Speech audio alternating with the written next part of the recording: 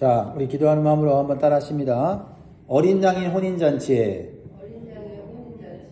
참여할 수 있는 신부가 되게 하시고 날마다 찬양과 경배로 승리하는 삶을 살게 하소서. 아멘.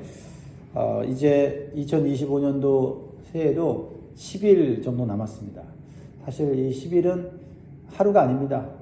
이 하루하루를 어떻게 보내에 따라서 어쩌면 그 하루가 한 달이 될 수도 있고 몇 달이 될 수도 있어요. 그래서 남은 우리 하루하루를 하나님의 말씀과 기도로 준비해서 새해를 잘 준비해서 내년도에 하나님 예비하신 복을 영광의 모든 성도들 받기를 주의 이름으로 축복합니다.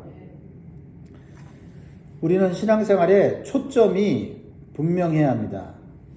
그래야 순수하고 변질되지 않는 신앙생활을 할 수 있고 세상과 죄에 대해서도 승리하는 믿음을 가질 수가 있어요. 여러분은 어떤 초점을 갖고 신앙생활 하십니까? 우리 성도들이 승리하는 신앙생활을 하려면 무엇에 초점을 맞춰야 할까요? 그것은 예수님의 재림입니다. 예수님의 재림 전에 큰 음료로 상징되는 바벨론 같은 이 세상은 하나님의 심판을 받아서 멸망당하게 됩니다.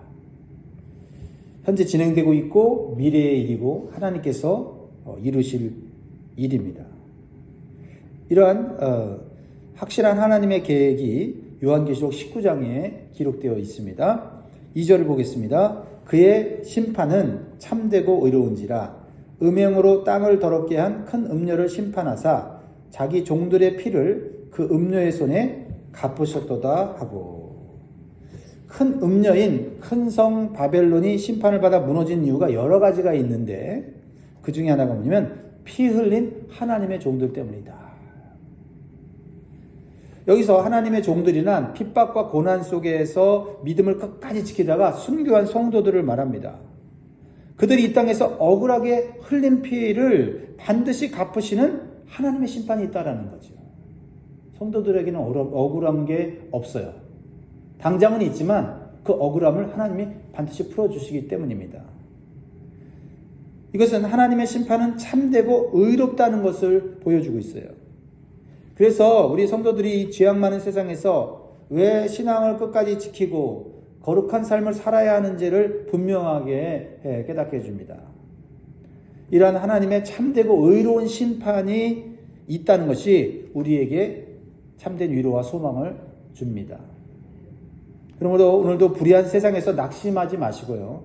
죄악의 유혹에 넘어가지 마시고요. 믿음과 말씀으로 오늘도 사시기를 바라겠습니다.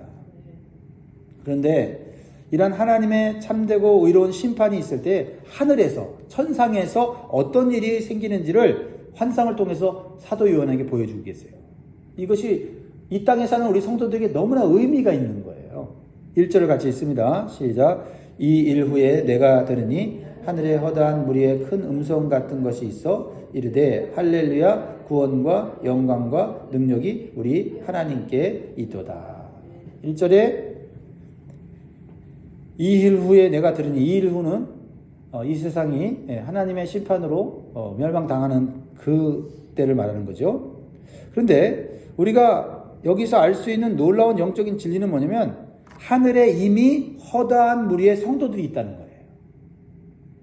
이들은 천상교회에 구원받은 성도들입니다. 그들이 하나님께서 하시는 일에 대해서 뭘 하고 있습니까? 찬양하고 있어요. 그러니까 이 찬양은 하나님의 어떤 분이신지를 우리에게 알려주고 있어요.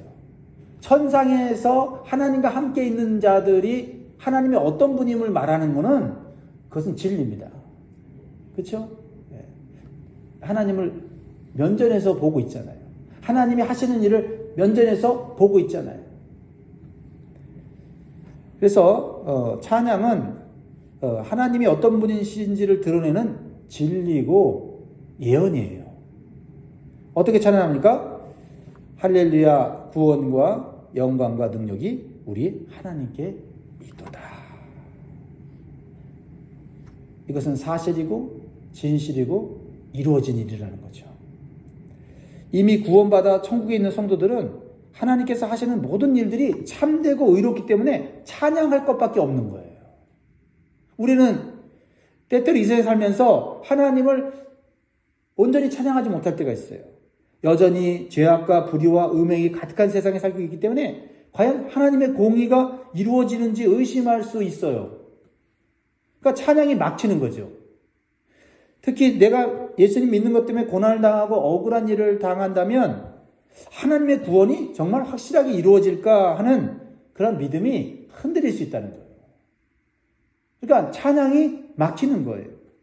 그러나 천상에서는 이미 이 세상에서 구원받아 승리한 성도들이 있어요. 하나님께서 하시는 일이 이 땅에 있을 때는 이해가 안 되는데 하늘에서 보니까 다 이해가 되는 거예요. 하나님이 하시는 모든 일들, 계획들이 이것은 너무나 참되고 의로운 거예요. 완벽한 거예요. 그러니까 하나님이 하시는 일마다 감탄을 하고 찬양을 하는 겁니다. 그래서 우리가 이 사도요한을 통해서 천상에서 드려지는 찬양을 통해서 우리가 이 땅 가운데서 어떤 찬양을 올려드려야 되는지, 또한 우리가 드리는 이 찬양은 이거는 진리고 예언이라는 사실을, 소망이라는 사실을 우리는 깨닫게 되는 거예요. 하늘에서 찬양을 하는 때 꼭 빠지지 않는 말이 있어요. 그건 뭐예요? 할렐루야예요. 할렐루야로 찬양을 시작하고 할렐루야로 끝나는데, 또한 할렐루야 그러면 아멘을 합니다. 할렐루야는 하나님을 찬양하라는 뜻이지요. 아멘은 진실로 믿습니다라는 거예요. 이게 천상의 언어죠. 불변의 언어입니다. 세 번째 3절에도 보세요. 두 번째로 할렐루야 하니 그 연기가 세세토록 올라가더라.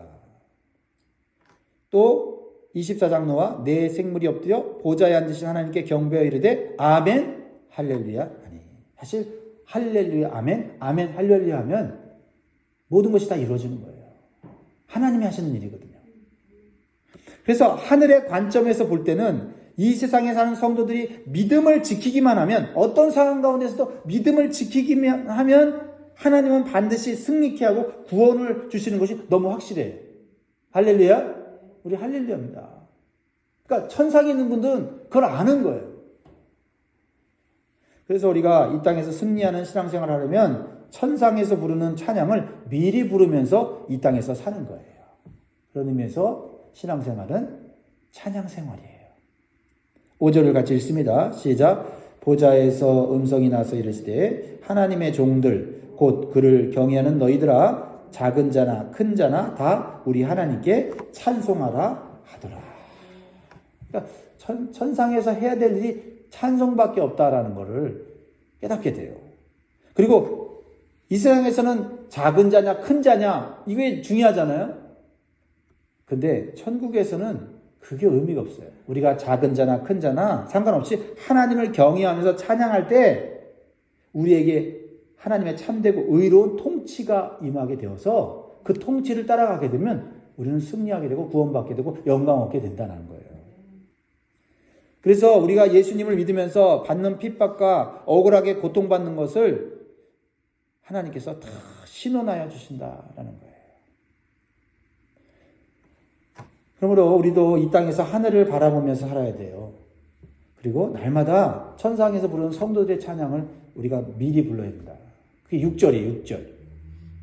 또 내가 들으니 허다한 무리의 음성과도 같고 많은 물소리와도 같고 큰 우레소리와도 같은 소리로 이르되 할렐루야 주 우리 하나님 곧 전능하신 이가 통치하시도다. 이 찬양 부르면 승리하는 거예요. 예전에 불렀던 찬양이 생각났어요. 이 찬양이 이렇게 소중한 찬양이라는 것을 저는 오늘 이 말씀을 묵상하면서 다시 깨닫게 돼요. 많은 찬양이 있지만 이 찬양만큼 우리의 신앙과 우리의 삶을 지켜주고 견고하게 하는 게 없구나 하는 걸 깨달아요. 여러분들 한번 찾아서 불러보세요. 할렐루야 전능하신 주께서 다스리네. 할렐루야 전능하신 주께서 다스리네. 모두 함께 기뻐해 주님께 모든 영광 돌리세. 할렐루야 전능하신 주께서 다스리네. 천국에 온 것 같아요. 이미 승리한 것 같아요. 이미 구원 얻고 영광 얻은 것 같아요. 왜냐면 이 찬양은 증명된 거거든요. 그렇습니다. 얼마나 감격스럽고 감사합니까? 우리가 날마다 불러야 되는 찬양은 이거예요. 세상이 어둡고 죄악이 많고 불의한 일들이 계속돼도 이 찬양은 계속 불러져야 돼요. 첫째로 우리가 승리하는 신앙생활을 하는 비결이 천상의 찬양을 하는 것이라면, 두 번째로 우리가 승리하는 신앙생활을 하려면 영적으로 혼인 준비를 하는 신부로 사는 거예요. 혼인을 준비하는 신부로 사는 거다. 이게 이 땅에서 승리하는 비결이에요. 7절 있습니다. 시작. 우리가 즐거워하고 크게 기뻐하며 그에게 영광을 돌리세 어린 양의 혼인 기약이 이르렀고 그의 아내가 자신을 준비하였으므로. 우리 구원받은 성도들은 어린 양 되시는 예수님과 혼인을 한 사이로 비유를 하고 있죠. 구약에도 신약에도 그렇습니다. 그런데 혼인잔치에 청함을 받은 자가 복이 있다라고 말씀하고 있어요. 혼인잔치가 있는데, 하늘에 혼인잔치가 있는데 청함을 받아야 된다. 우리는 이 어린 양의 혼인잔치에 반드시 초청받아야 될 점 있습니다. 9절을 봅니다. 천사가 내게 말하기를 기록하라. 어린 양의 혼인잔치에 청함을 받은 자들은 복이 있도다 하고 또 내게 말하되 이것은 하나님의 참되신 말씀이라 하기로. 여러분, 이 세상에서 아무리 열심히 신앙생활했어도 하늘의 혼인잔치에 초청받지 못하면 그 신앙생활은 헛된 거예요. 그러니까 혼인잔치에, 어린 양의 혼인잔치에 참여하는 자가 복이 있다고 하는 것은 반드시 그 혼인잔치에 참여할 수 있는 그런 신앙생활을 해야 된다. 그것은 영적인 결혼생활이라는 거예요. 자, 어린 양의 혼인잔치를 이해하려면 먼저 유대인의 결혼 풍습을 우리가 좀 알아야 합니다. 유대인의 결혼은 약혼과 혼인의 두 단계로 되어 있어요. 남녀가 약혼을 한 후에 일정 기간을 보내는데 그 후에 혼인 예식을 치르게 돼요. 그런데 약혼할 때부터 법적으로 남편과 아내가 됩니다. 그러나 혼인 예식을 올릴 때까지는 따로 살게 되어 있어요. 상당히 이게 성경적인 이 그림을 우리에게 보여주고 있죠. 그래서 혼인하는 날이 되면 신랑은 신부의 집으로 가서 혼인 예식을 거행하고 신부를 자기 집으로 데리고 가는 것이 유대인의 결혼 풍습인데, 이런 결혼 풍습이 예수님과 우리와의 관계를 너무나 잘 보여주고 있는 거죠. 이런 결혼 풍습을 비유로 해서 어린 양의 신부가 되는 성도와 교회는 이 땅에서 이미 예수님과 약혼한 것이기에 천국에서 혼인잔치가 열리는 날까지는 약혼자로서의 의무를 다해야 되는 거예요. 신랑 대신 예수님이 우리를 데리고 올 때까지 우리는 그 신부로서 합당한 삶을 살아야 한다는 거죠. 이게 성경적인 신앙생활이에요. 그래서 예수님께서 재림하실 때 우리를 데려가기 위해서는 신부로서 준비되어야 되는데 신부의 웨딩드레스를 꼭 입어야 된다는 거예요. 그리고 예수님이신 신랑이신 예수님이 우리를 데려갈 수 있도록 거룩하게 순결하게 단장하고 있어야 한다라는 겁니다. 그러니까 신앙생활의 초점이 목적이 뭔지를 분명히 알 수가 있죠. 나름대로 신앙생활 열심히 하는 거 그거 초점이 없는 거예요. 분명히 성경적인 이 초점이 있어요. 예수의 재림과 신랑 되신 예수님을 우리가 신부로서 그분을 맞이하는 삶, 준비하는 거죠. 이게 신앙생활이죠. 이 웨딩드레스는 신랑이신 예수님께서 입혀주시는 세마포 옷이라고 말씀하고 있어요. 8절, 그에게 빛나고 깨끗한 세마포 옷을 입도록 허락하셨으니 이 세마포 옷은 성도들의 옳은 행실이로다 하더라. 자, 이 빛나고 깨끗한 세마포 옷은 어떻게 입냐면 예수 그리스도께서 십자가에서 피를 흘려서 죄를 깨끗하게 씻어주신 빛나는 흰 옷을 우리가 받는 거예요. 그래서 이 흰 세마포 옷을 입고 이 세상에서 순결함을 지키고 충성된 삶을 살아야 한다는 거예요. 그래야 마지막 날 천국의 혼인잔치에 초청받을 수 있다는 거죠. 그래서 이 세마포 옷을 뭐라고 얘기하고 있어요? 구체적으로 성도들의 옳은 행실이라고 말씀하고 있는 거예요. 결혼할 신부가 가장 힘써야 되는 것은 뭐예요? 다른 남자를 마음에 품거나 사랑해서는 안 되고 오직 한 신랑만을 바라보는 순결함이 있어야 하듯이 이 세상을 쫓아가거나 사랑해서는 안 된다라는 겁니다. 또한 오직 한 남편에게만 충실해야 되듯이 신부로서의 순결을 잃게 하는 죄의 유혹에 절대 빠져서는 안 된다라는 거예요. 그러니까 우리의 신앙생활이 막연한 게 아니에요. 거룩하게 산다는 게 막연한 게 아니라 신랑 대신 예수님이 우리를 데려갈 수 있도록 천국 혼인잔치에 데려갈 수 있도록 준비하는 거예요. 거기에 맞춰서 준비하는 겁니다. 그렇다고 한다면 우리가 어떻게 신앙생활을 해야 되는지를 분명하게 깨닫게 되는 거죠. 사랑하는 성도 여러분, 우리 모두 어린 양의 혼인잔치에 다 참여할 수 있는 복을 받기를 주의 이름으로 축복합니다. 그러기 위해서 우리는 신부로서의 정체성을 분명히 가져야 된다. 그래서 첫 번째로는 이 세마포 옷을 깨끗한 상태로 잘 관리하기 위해서 날마다 우리의 행실을 예수님의 피로 씻는 그런 삶을 살아야 돼요. 날마다, 아침마다, 저녁마다 우리가 하나님 앞에 기도하면서 그리스도의 피로 내 삶이, 내 행실이 옳은가를 고백하고 회개하고 그리스도의 피로 씻어야 된다. 이거예요. 이게 우리가 사는 신앙생활이에요. 오늘 대단한 일을 했고 대단한 업적을 남긴 것이 중요한 게 아니라 세마포 옷을 지켰냐, 빨았냐, 유지했냐, 이거죠. 그러니까 성공해도 교만하지 않을 수 있고 좀 부족해도 낮아져도 실망하지 않을 수 있는 것은 우리의 초점이 세마포 옷을 정결하는 데 있기 때문에 그래요. 두 번째는 올바른 예배 생활이라는 거예요. 예배 생활. 오직 하나님만 경배하는 예배를 드리고 천국의 혼인잔치에 참여할 준비를 하는 겁니다.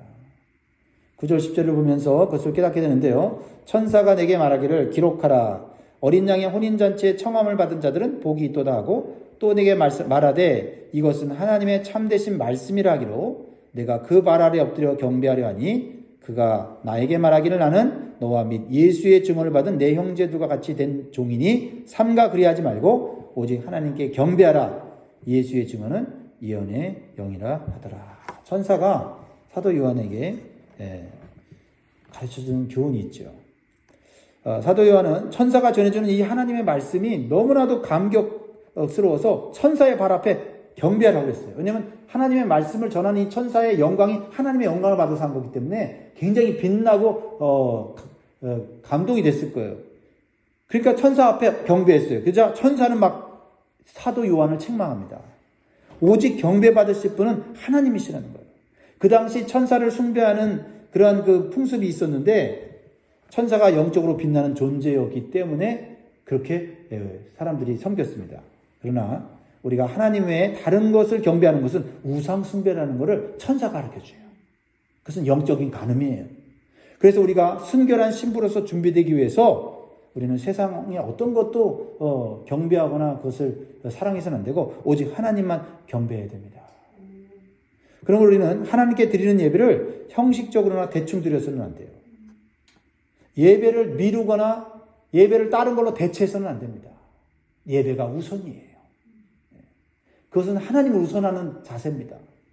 예배가 성도의 삶의 중심이 되어야만 신부로서의 그런 단장을 할 수 있는 그런 기본이 되는 것이죠.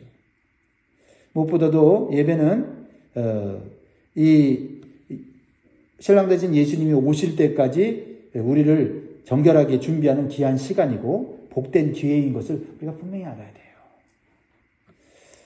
사랑하는 여러분, 우리 신앙생활의 초점을 이 세상에 두지 마시기 바랍니다. 우리는 이미 구원받은 예수님의 신부로서 예수님의 재림에 초점을 맞춰야 돼요. 이 초점이 흐려지면 안 됩니다. 그리고 천상의 수많은 성도들이 부르는 승리의 찬양과 경배를 우리는 이 땅에서 미리 부르면서 살아가야 돼요. 그리고 어린 양의 혼인잔치에 참여할 수 있도록 정결한 세마포 옷을 잘 준비하는 삶이 되어야 할 줄 믿습니다. 그러므로 우리가 하나님을 찬양하고 경배하고 예배하는 삶을 우선시하시는 저와 여러분들에게 주의 이름으로 축원드립니다. 기도하겠습니다.